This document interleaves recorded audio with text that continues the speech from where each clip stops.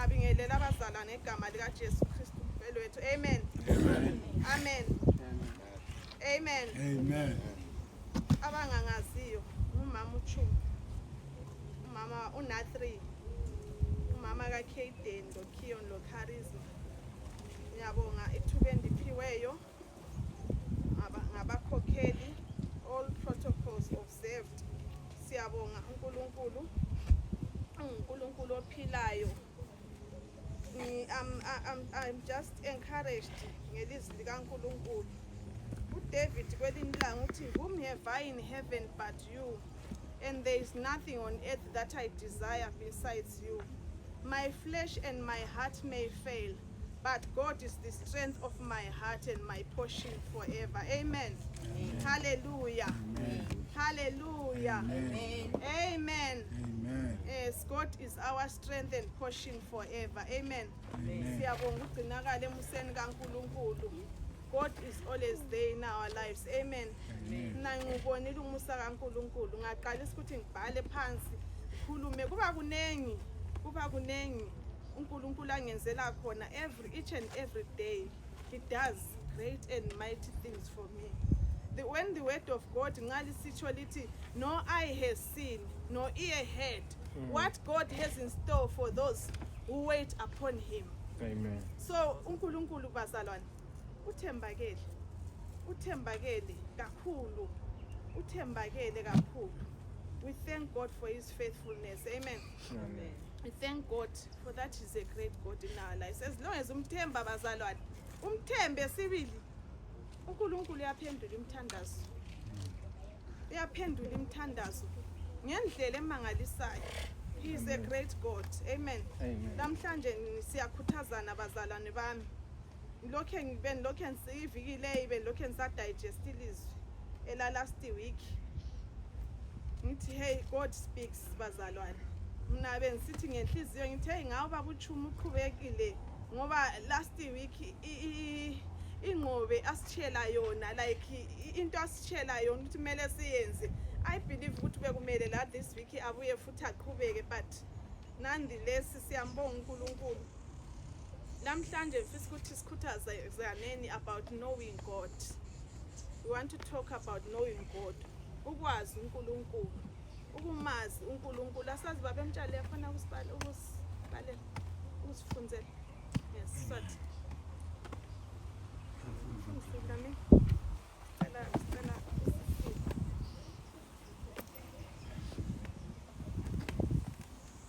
sifisa ukukhuluma ngokwazi uNkulunkulu. Ngasikhangela eBhayibhelini. Our main scriptures will be Daniel 11 verse 32. Daniel 11 verse 32. Psalm 103 verse 7.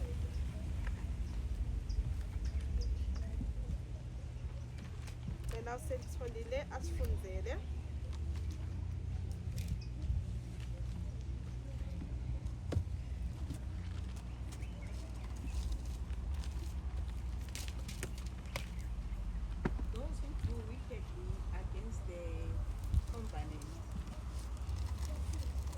Shall corrupt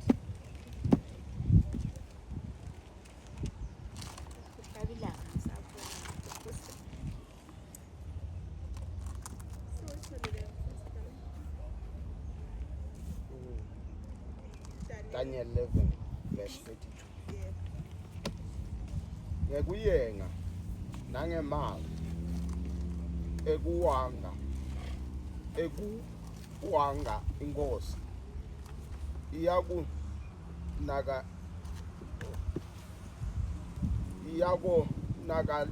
iyakuwonakalisa labo labaphele labephule sivumelwano, kodwa noko bantu labamati kahle uNkulunkulu wabo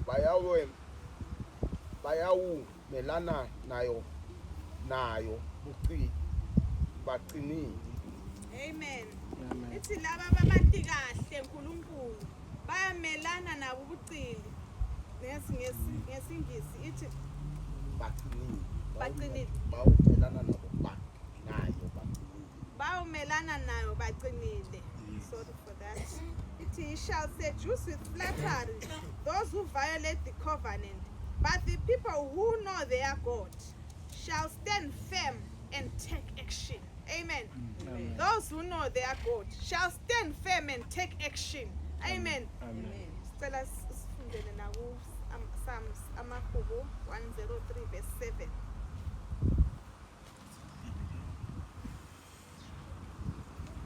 Imisebenzi yakhe wayenda yatiwa uMoshe. Tendo takhe tatiwa sive saka Israel. Amen. Imisebenzi yakhe yatiwa uMose. Then izenzo zakhe zaziwa ngabantwana baka Israel. Hallelujah. Amen. Ngasikhuluma ukuthi no kuchoni. What does it mean ukuba mazi umuntu? The word know is a verb. It's a doing word, and that means to have information in your mind, to be familiar with someone or something, or to understand a fact. Amen. So to know someone means to be familiar with a person through meeting them, spending time together, or understand their character. It can range from basic acquaintance to deep personal intimacy. Amen. So nxa sikhuluma ngokwazi uNkulunkulu, sikhuluma ukuthi mina mfisa ukuthi lamhlanje singakhangeli sikhulume ngebeyond. Nxa ubala uPsalm 103 verse 7 uthi he made known his ways to Moses and his acts to the people of Israel. Hallelujah. As children of God, kumele siphume siye beyond ekwazini ama-acts. Kumele siphume ku stage sama acts. It's time to get out of that stage sama acts. Siye kuma ways of God. Hallelujah. Amen. Ngiyasi ngaw ubala udinga ibala elithi no. Ngiyasi Hebrew lithiwa isiyada. It means to have a deep personal experimental knowing rather than just simple head knowledge. Amen. Namhlanje angifisi ukuthi sikhulume ngekwazi uNkulunkulu ngehead knowledge. Hayi, ngifisi ukuthi sikhulume ngokwazi uNkulunkulu on a deeper level.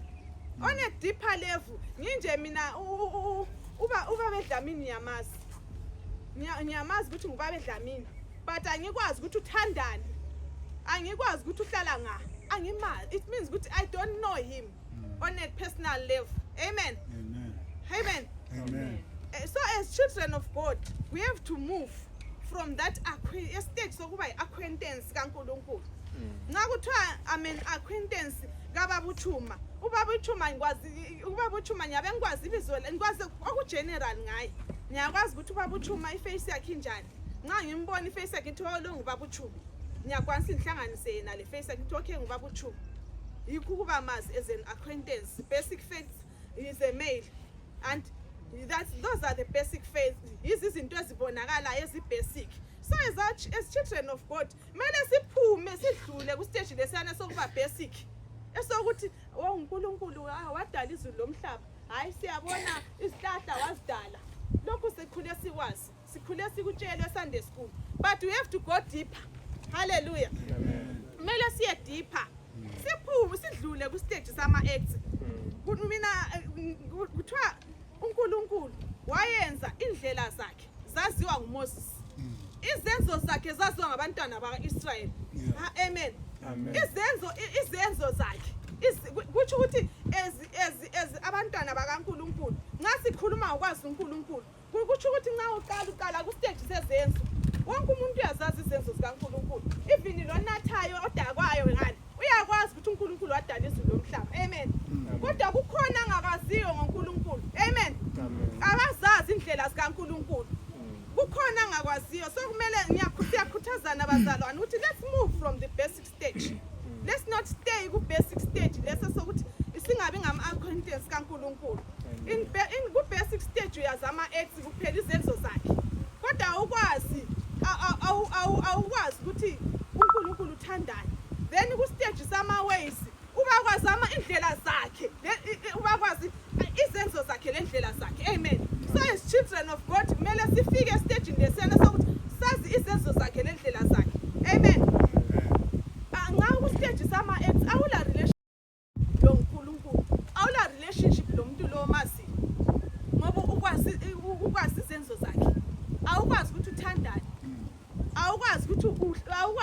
vele yena isikhathi esiningi usispende senzani isimanga mina engiyangunanzelela these days do you know ukuthi i-internet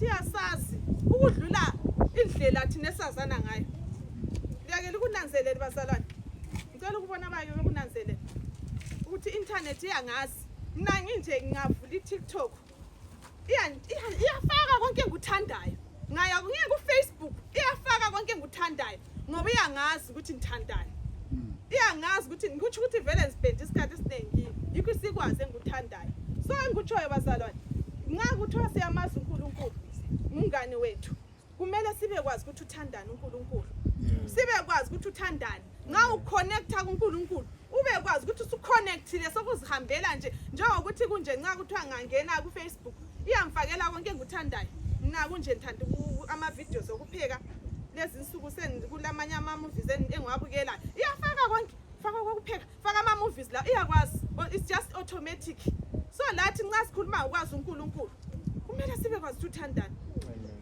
sibe kwazi ukuthi uNkulunkulu uthandani sispend isikhathi laye awusoze ube kwazi ukuthi ube kwazi indlela zikaNkulunkulu ube kwazi ungaspend isikhathi laye just like in a friendship awusoze ube kwazi ukuthi uthandani awusoze ube kwazi ukuthi ngithandani ngoba awuspend isikhathi lami uzabe ungikhaya ukuthi hayi but ngane ngamchoma ngabe thanda lokho even the age yami awusoze ube yazi uzabe usithi but seem like hayi maybe ngabe range khona apho ku 30 between 30 and 40 awukwazi uyagetha ukuthi uyacabangela ukuthi engabe lapha but when you get into a friendship a deep friendship ngiyakutshela okunengi ngami even those deep things engazisheyiyo lawe so engeke ngizishela any muntu so ngasithethe na istage sama ex awula relationship you have got no relationship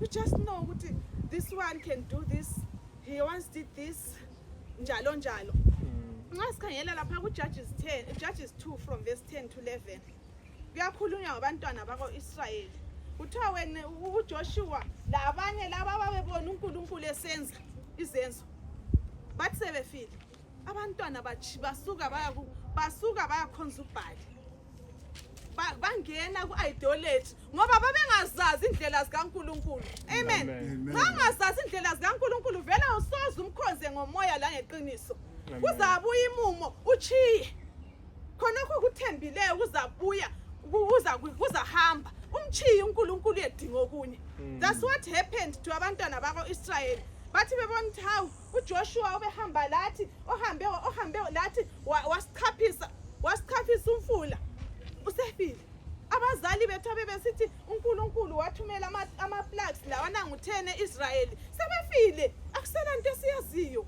bachiyana lo nkulunkulu bayakhonza abanye uNkulunkulu because they didn't know the Lord they only knew his acts and not his ways so when you know njengomntaka kaNkulunkulu kuyadingakala ukuthi ube mazi uNkulunkulu ube kwazi ukuthi uthandani ungabi ngumuntu okwazi ukuthi hayi God can do this mina I'm encouraged ngangibala ku-Old Testament ngakhangela kuGenesis uHaga kuthiwa wathi ephuma esuka endlini emzini kaSara lo-Abraham uHaga wasuka engumuntu I believe ukuthi wasuke ngumuntu ongalabizo likaNkulunkulu ngoba asuke ezondile esehlukuluzwe nguSara waze waphuma wahamba kuGenesis 16 uthe hamba ekhona phana sezibuza ukuthi what next God saw her uthi nxa ephuma uHaga nxa esuka laphana ingilosi sithe buyela wena buyela uhambe buyela emsebenzini usuka sithi the Lord who sees me Elroy the Lord who sees me usuke lebizo because wayekwazi ukuthi sespendile isikhathi lo nkulunkulu kukhona uNkulunkulu amnike khona wasuke lebizo lathi zabazalwane mina sibe lamabizo esiwaphayo uNkulunkulu mina ayikhona ukuthi uzathi hayi ngoba vele kuthiwa nguJehova Jireh akuyi uspend isikhathi la umthembe umbone ubone lawe siba nguJehova Jireh empilweni yakho. Amen. uAbraham uthi laphana siya sacrifice uthi the Lord will provide. Wayemthembile uNkulunkulu. La kanye God provided for him. uNkulunkulu uyaletha inqama. Ibuye iyayibona inyamazana ibuye. Abe se sacrifice ngayo. Because why ele knowledge ngoNkulunkulu. Wayekwazi what God can do. Amen. So we have to move beyond this stage sama ex. Siya ku relationship la uNkulunkulu. When you know God, your actions will show that you know him. Ngasikhangela ku Titus 1 verse 16. Uthi they profess to know God, but they deny him by their works. They are detestable, disobedient, unfit for any good work. Hallelujah. They are unfit for any good work. Bayenze ngani? Bayaclaim ukuthi hayi nyamazi uNkulunkulu. Nyamazi uNkulunkulu ayingizalwane. Maybe lami nje siku stage sona lesasa ukuthi siyamclaim uNkulunkulu. But do our actions show ukuthi we know God? Do they show ukuthi we know God? Kumbe siyaziphilela nje anyhow. Your actions kumele izenzo zakho vele nxa ungazi uNkulunkulu. Izenzo sizalandela nje automatically uziphilele. Just like uMoses ungananzelela. Yebo wagcina ngasafika ngeCanaan, but uMoses every situation eyayifika kuyi wayekwazi ukuthi asengiyeke kuNkulunkulu. Wayekwazi ukuthi aye kuNkulunkulu. uMoses futhi we find ukuthi kule Exodus 32 laphana sebehambe bayenza isithombe lesiyana esenkomo. uNkulunkulu esefuna ukuthi ebulala isizwe sonke. Kusala uMoses uyakwanisa ukuthi akhulumisane lo uNkulunkulu. Uyakwanisa ukuthi amncenge uNkulunkulu ethi no God. Kuzathiwani? Can we do that bazalwane bami? Can we do that? As long as you know God, you are able to talk to God. Ukhulumisane la uNkulunkulu. Ngasikhangela Genesis 18. Genesis 18, I think it's verse 14. uNkulunkulu uyabuza ukuthi shall I hide this from Abraham? Kambe uNkulunkulu angathi ukuthi shall I hide this from Mamchu? Kumbe vele ayi siyaziphilela nje. uNkulunkulu reveals things to those akwazi ukuthi bona. It reveals things to those akwazi ukuthi baphile impilweni. Akwazi ukuthi bale relationship laye. Sorry, it's Genesis 18 verse 17. Lapho uNkulunkulu athi the Lord said, shall I hide from Abraham what I am about to do? As long as you have got a relationship lo uNkulunkulu ngeke akufihlela sezakwenza ngempilo yakho. Yeah. Ngeke akufihlela sezakwenza ngempilo yakho. Amen. Kwesinye isikhathi awusoze ukuthi akutshengisa ukuthi uzathi, but you feel the urge to pray. Kwesinye isikhathi uthi uhlezi uzokuthi khuleka. That's God speaking to you. Yikuthi nje kwesinye isikhathi anisiyabe sifuna ukuthi sizwe ngendlela abanye abantu abathi bezwa ngayo. But that desire ukukhuleka uthi uhlezi ukuthi khulekela ubani?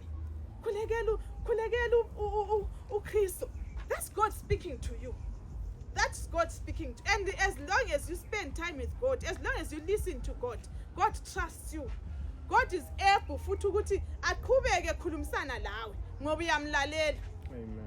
He is able ukuthi aqhubeke ukutshela lapha, prepare yourself. Pray for this one. Pray for this thing. Khulekela into leyi. Uyakuprepare uNkulunkulu because you know him. Because you have got a relationship with him.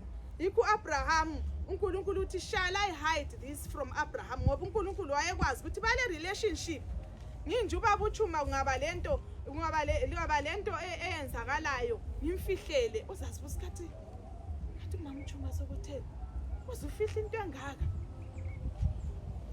uyazibuza ukuthi sokuthela because we've got a relationship. So uNkulunkulu lathi as children of God mele sifike ku stage sona lesiyane sokuthi uNkulunkulu uyasitshela. Nxa sibala ngicela umvulele babedlami uPsalm 25 verse 14. Amahubo 25 verse 14. Ithi version late, the friendship of the Lord is for those who fear him, and he makes known to them his covenant. Amanye ama-version athi the secret. Verse 14. Imfihlakalo takhe simakathi utinika labamesabayo abafundzise kwathi sivumelwane sakhe. Hallelujah. Amen. Amen. Amen. Amen. Amen. Amen. The secret things of the Lord belong to those abamesabayo, abaspend isikhathi laye. Amen. Amen. Singabi njengoSamuel. Nxa sikhangela lapha ku 1 Samuel 3. uSamuel kuthiwa uSamuel ungakhangela history yakhe ku chapter 1 sibona umama wakhe esibalaye. Umama akhe abesemthatha amhambise etempelini athi lo, as long as he lives he is dedicated to God. uSamuel wathi vele esithi avula amehlo wazibona esendlini yenkosi. uSamuel wayencedisana lo Eli, encedisana labantwana baka Eli konke echechekwe endlini etempelini likaNkulunkulu ekwenza, but he didn't know God. He didn't know the voice of God. Maybe lathi bazalwane bami sinjengoSamuel. SinjengoSamuel endlini sinjengoSamuel siyayenza yonke imisebenzi endlini yenkosi, siyaphila sikhona, basibona siyabuya esontweni, but do we have a friendship with God? Do we have a relationship with God? Nxa ngikwazi nxa mina ngile relationship lo muntu, I know his voice. uJohn 10 uthi my sheep know my voice. Amen. Amen. As long as you know God, you will know his voice. You will hear him speak. Nxa sibala uthiwa uNkulunkulu wambiza.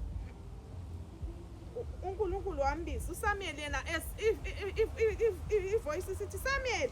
uSamuel wagijima ku Eli for the first time. Wahamba ku Eli. Here I am. Eli wathi angibizanga. Wahamba wabizwa futhi uNkulunkulu okwesibili. Samuel. uSamuel uhamba ku Eli. Ngoba yena ivoice ayazi ngeka Eli. Yeah. Umuntu ayephilela embani ngu-Eli, but uSamuel he had to avail himself to God. He had to move from istage sevoice ka-Eli le ayeyazi. Lathi kumele sisuke siphume ku stage lesa sama voices la esiwaziyo siye ku voice kaNkulunkulu. Amen. Then uverse 6 uthi, and the Lord called again Samuel, and Samuel arose and went to Eli and said, here I am, for you called me. But he said, I did not call you, my son. Lie down again. Now Samuel did not yet know the Lord. And the word of the Lord had not yet been revealed to him. Amen. So then verse 8, and the Lord called Samuel again the third time. And he rose and went to Eli and said, here I am, for you called me. Then Eli perceived that the Lord was calling the boy. Therefore Eli said to Samuel, go, lie down, and if he calls you, you shall say, speak, Lord, for your servant hears. So Samuel went and lay down in his place. Amen. Verse 10, and the Lord came and stood, calling as at other times, Samuel, Samuel. And Samuel said, speak, for your servant hears. Amen. So now ufuna ukuba mazi uNkulunkulu, you avail yourself kuye. Awuzivaleli mzalwane wami. You avail yourself to God. uSamuel wayezabe lokhe ebona ngani ngu-Eli ombizayo. Wathatha ukuthi athathe step athi khuluma Nkosi, khuluma, inceku yakho iyezwa. uNkulunkulu wasekhulumisana naye. So ukuba mazi uNkulunkulu kuthatha ukuthi wena uzihambise kuNkulunkulu. Kuthatha ukuthi wena uzisondeze kuNkulunkulu. Ube mazi uNkulunkulu. Just like ukuthi thina ezabantu ukuthi sazane, I have to spend time lo muntu. Ukuthi ngibe mazi ukuthi uthandani. I have to see umuntu lo ukuthi kathi situation ingabuye isithi uacta njani. Ngibe kwazi ukuthi ngiphila njani laye. Ngibe kwazi ama boundaries ami laye because I've spent time laye. Awusoze ngathi ngangakwazi ukuba bemtshela uthole senjoka laye, senhleka laye. Ngiyabe I think uyazibuza ukuthi how kathi mama lo sekuye joka lami uyangazi. Uyakwazi ukuthi ngithandani. What if engajoka lami ngahleki? But nxa singaspend isikhathi sesifazana ukuthi siphila njani. So lathi lo uNkulunkulu kuyadingakala ukuthi sazane lo nkulunkulu sispend isikhathi lo nkulunkulu sesizakhangela izinto ezifunakalayo ukuthi ube mazi unkulunkulu. Knowing God, one, you have to spend time with God. Kumele ube lesikhathi sakho lo nkulunkulu. Abanye liyazi siyavuka so uvuke ekuseni ube busy umama uthuma abantwana bayesikolo phakisani sengikhulume lapho baba uthuma livuka njani anilungisela ahambe emsebenzini but siyazinika yini isikhathi lo nkulunkulu ukuthi ekuseni uthi God I thank you ukhulumisane lo nkulunkulu. uJob 38 verse 14 uthi have you commanded your morning. So knowing God demands ukuthi command your morning. Command your ungaphili nje anyhow. Command the morning yakho ulitshela ilanga lakho ukuthi ngifuna ukuthi ube nje. Udeclare ukuthi this is the day that the Lord has made. I will rejoice and be glad in it. Amen. Unikele konke ekuseni uyinikele kuNkulunkulu. Uyinikele kuNkulunkulu. Asikhangela Psalm 91 uthi he who dwells in the secret place of the Lord he who dwells in the secret place of the Most High shall abide under the shadow of the Almighty. Akuzange kuthiwa lo ovakatshayo hayi who dwells ohlala khona lo ohlala khona. Abese sithi verse 2 I will say of the Lord he is my refuge and my fortress my God in whom I trust. Ngoba ngihlala khona ngiyakwazi ukuthi uyangivikela ngiyakwazi ukuthi ukhona ngaze kubuyeni ngiyakwazi ukuthi ukhona because ngihlala khona ngivakatsha hayi. Ngiyabona nxa kuthiwa ngisivakatsha ngizafika ngizafika lami ngithe nje esivakatsha ngibe for 2 minutes ngihoste ngihambe.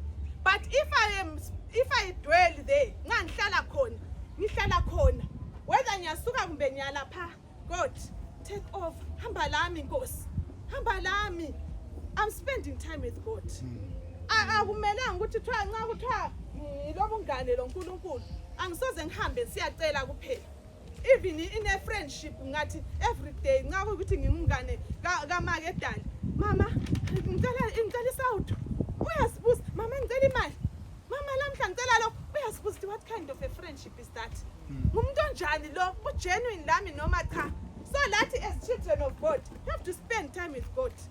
Kona uhambe kuyi sithi thank you Lord, thank you Jesus, you are my helper, you are my strength. Khona vele uvele uqale khona phana ukuspendeni isikhathi lo nkulunkulu yikho kuphuma khona ibizo. Uhagalaye waphuma lebizo likaNkulunkulu elingazake libe khona ngoba wayekwazi ukuthi uNkulunkulu umenzeleni, wayekwazi ukuthi uspend isikhathi la uNkulunkulu. So as you spend time with God yikho bamazi khona yikho omtshela khona hayi khona uhlala sicela sibe ngabuza ukuthi phela nxa uhlala ucela maybe nxa ngingumuntu ohlala enokhansiya nokhela umakhelwane usithi ethe sithi ngena nxa ungena vele ekhanda uyazibuza lamhla uzocelana hayi mama uthuma laye ucelani lamhla ngoba uhlala ucela. But hamba kuNkulunkulu uthi ngiyabonga Nkosi ngiyaphila ngiyabonga angilakho konke engikufunayo kodwa ngiyabonga ukuthi ngilawe ngiyabonga ukuthi ukhona empilweni yami. Kumele sispend isikhathi lo nkulunkulu bazalwane bami. Amen. Simbonge simbabaze spend isikhathi laye. Singabi ngabantu labanoba ukuthi sihamba kuye nxa siyacela kuphela. But sibe le relationship laye uNkulunkulu. Amen. Nxa sibala uJohn 15 verse 4 uthi yena apart from me you can do nothing. Umtshela uNkulunkulu uthi ngiyabonga ngoba nxa wena ungekho empilweni yami angeke ngibe lutho. Khonokho ngikho khona ngikho ngoba ukhona kimi. Ngiyakubonga Nkosi ngento ngiyenzele zona in the past. Ngiyakubonga ongiyenzela khona ngoba ngeke ukubone konke uNkulunkulu akwenzela khona. Ngiyakubonga osazo ngiyenzela khona. Amen. Kuyathatha ukuthi sispend isikhathi lo nkulunkulu. Sispend isikhathi lo sizisondeze kuNkulunkulu. Amen. Masikhangela uJames. Cela usifulele James 4 verse 7. So verse 8.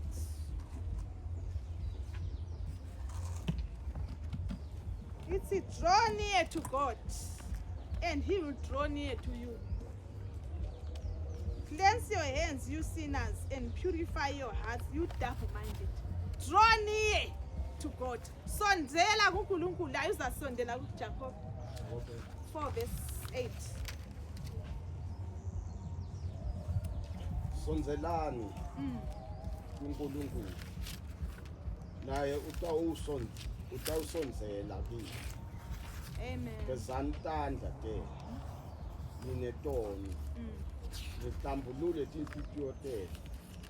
Ninebantu labanetinhliziyo leti. Amen. Sonzelani. uNkulunkulu already ukhona. uNkulunkulu is omnipresent. Uyatsho lapho uJesu uyatsho ukuthi ngingahamba. Uthi kuyi advantage ukuthi ngihambe. Kodwa ngizalitshela umsisi ozahlala lani forever. So ukhona uNkulunkulu. Forever. Akasuki ukhona uNkulunkulu. Okuthathayo ukuthi wena usondeze kuye. Ukhona usondeze kuye, wena usondele kuye. Usondele kuye. Aziveze uNkulunkulu akutshengisa indlela zakhe, just like what he did to Moses. Even nxa ukhangela uMoses laye wathi abani iburning bush.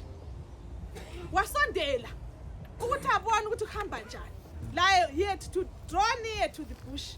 Ukuzalizwa ilizwi kaNkulunkulu. Ukuzabe zazi indlela zikaNkulunkulu. So kumele sisondele enkosini. Amen. Number 2, drawing near to number 2, knowing God demands trusting in him. Umethembe uNkulunkulu. Umethembe kuvuma. Umethembe ungavumi. Inyembezi zisehla. Umethembe uNkulunkulu. Ifuture ungayiboni ukuthi hamba njani. Umethembe uNkulunkulu. Ungabi ngumuntu lana ukuthi nxa ungagowishi uhambe kuNkulunkulu uthi hayi ngiyamthemba uNkulunkulu. Nxa sugowishi usuke kuNkulunkulu. Ungasuki kuNkulunkulu. Sonzela. Trusting in him. Cela sifundele Psalm 125 verse 1.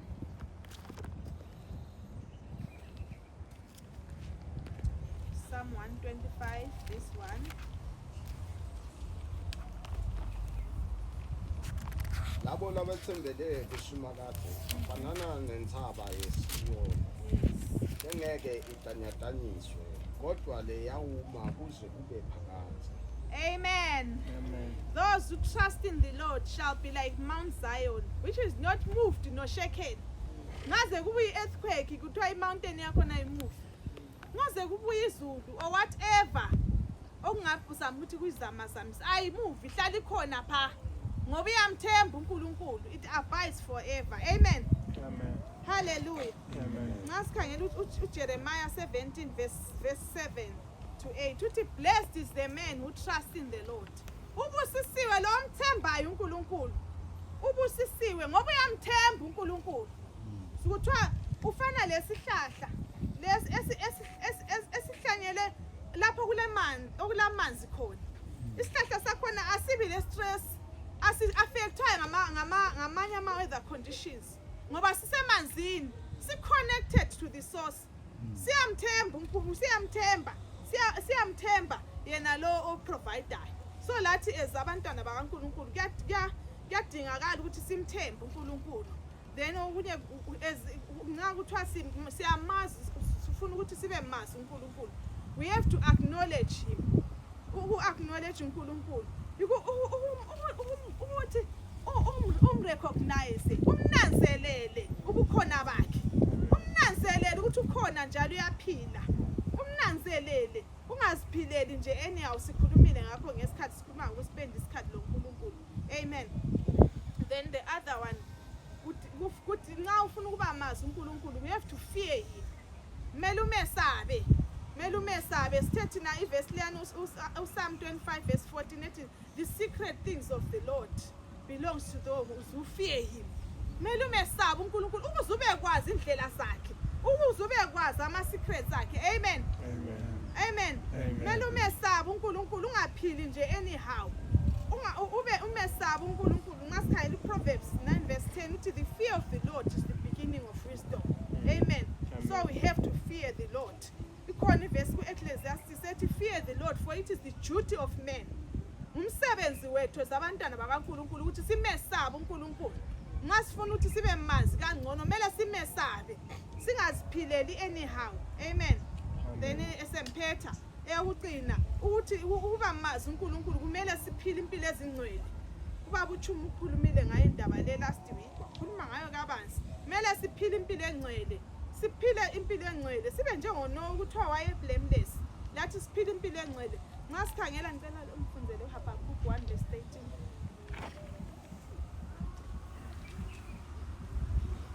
Habakkuk 1:18.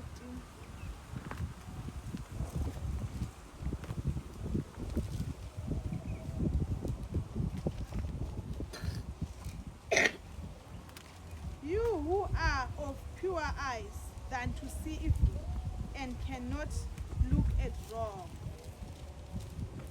So uNkulunkulu, his eyes are pure, that they cannot look at sin. Habakkuk 1:13.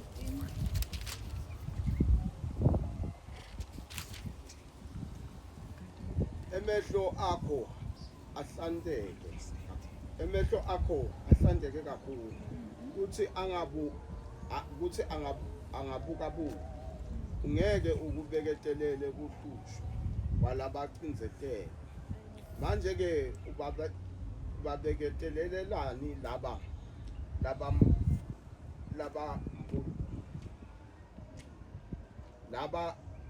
mbulotako, ubinzeleni ngesikhathi lababi bamita labo labalungile kwenza bona. Amen. Siyabonga. So lapha kuyatsho ukuthi uNkulunkulu amehlo akhe angcwele, akafuni kubuka isono. So ezabantwana bakaNkulunkulu kumele siphile impilo ezingcwele. Amen. Amen. Ngiyabonga ithuba ebendiphiwe. Sacela umama Mdale asibongele ilizwi, ahlasivalele inkonzo yethu. Amen.